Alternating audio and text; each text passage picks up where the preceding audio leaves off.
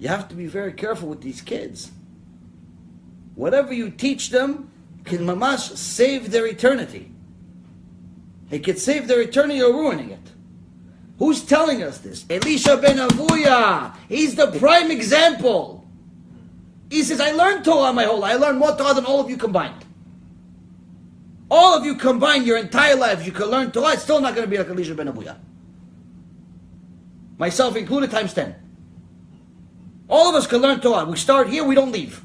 We start learning Torah, learn the rest of our life. 1,000 years, still not going to be like Elisha ben Avuya. 1,000 years, we're not going to learn what he knew. He says, I knew Torah, the sword, I knew all Torah. I went to Shamayim. Do you even know how to spell Shamayim? He went to Shamayim. He started seeing stuff, seeing angels. We think of angels as a cartoon or something. He saw angels. He's telling you, what ruined me? What Abba taught me when I was a little kid. He taught me that materialism is important. He told me to be a soccer player is important.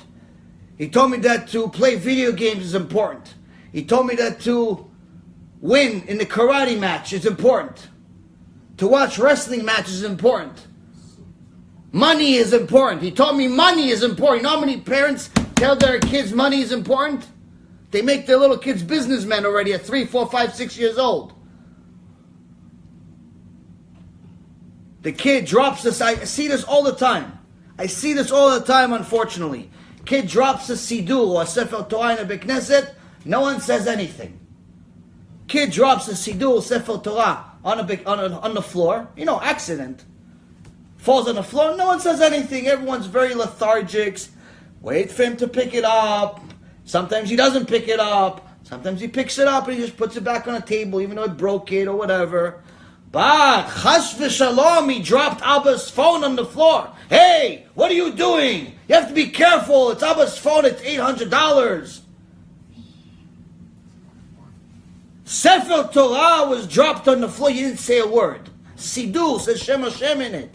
Shem Hashem is in it. You didn't say a word. Nothing you didn't say. The phone, the iPhone fell on the floor. You wanted to take the kid's head off. Are we Greek or are we Greek? And you expect your kid to be what? Gdol Ador or what? Gdol Ador what? Video games or iPhones? What's he going to be? You're ruining him. Why are you making him think that the iPhone is more important than Sefer Torah?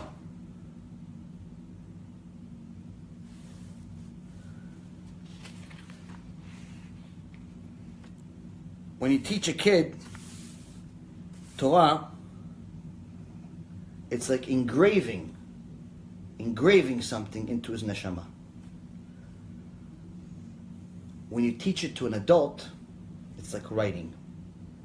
Engraving becomes part of whatever you wrote it on. Writing is always something you can ruin, and eventually it wears off. And that's the other thing that Elisha ben Avuya says.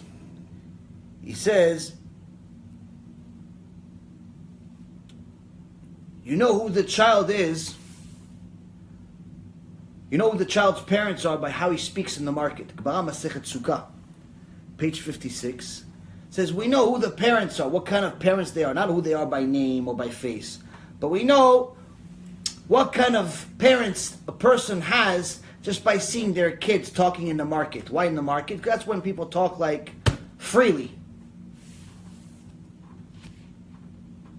So when parents are actually educating their kid, the number one most important thing that they realize is I want to make sure that kid never has to do tshuva.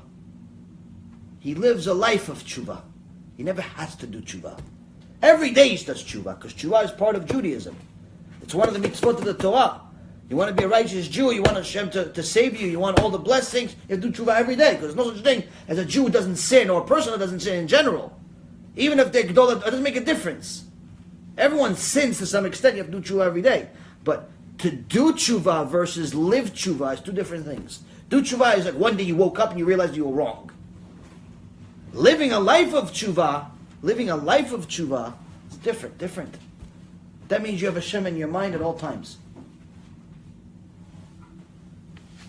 So So Elisha ben Avuya says, to live a life of tshuva,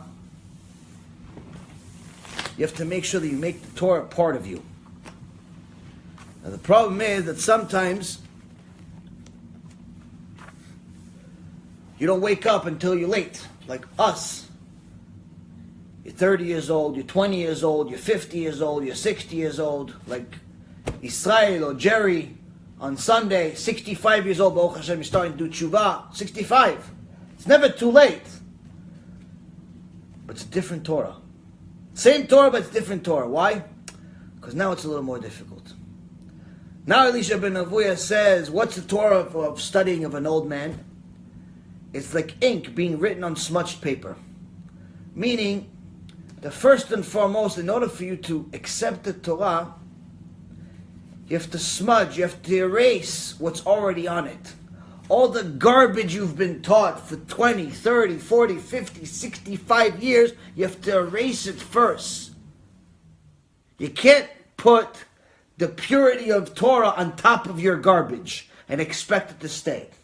What is it like? If, let's say, for example, you want to put on a top of a kitchen, a new top. I think I tell you, listen, remove the old top, clean the surface, and put the new top with it. It's granite or formica, whatever it is. Clean the surface, put the new top, finished. Now if you do it without cleaning, you remove it and you put the new top on, short period later what's going to happen? It's going to fall and break. But you say, why? I put it on top. I did half the job. What's the big deal? It won't stick. It won't stick unless you clean the surface first. The Torah won't stick unless you clean all the garbage first. Unless you remove all the kfirah, all the heresy out of your mind. You can't continue learning from the New Testament and go through conversion. You can't continue to learn about stuff that goes against Hashem and say, I'm doing tshuva. You can't watch sports every night and say, no, I want to go to Shiur Torah on Tuesday. It's not going to help you. Why? Because that one day, that one shiur, it's going to give you fire for another day, for another 2 days, for another week even. But as soon as you turn on stuff that's against Hashem on TV, it ruined everything. 5 minutes later, 5 minutes after shiur, you went to Shiur Torah 3 hours. You come home, you turn on the TV, you put on sports, you put on some disgusting movie that has nudity in it and all types of stuff. 5 minutes, you came back from Shiur Torah, Kodesh Kodashim, you had Hashem Yitbarach attend the Shiur Torah. You went home, you put on some type of movie. You ruined the entire Shiur Torah. Everything's gone. Everything's garbage. It was better off you didn't come to the Shiur Torah. Better off you didn't come. Why? Because maybe you would have been sleeping by then. And you wouldn't have watched that disgusting movie.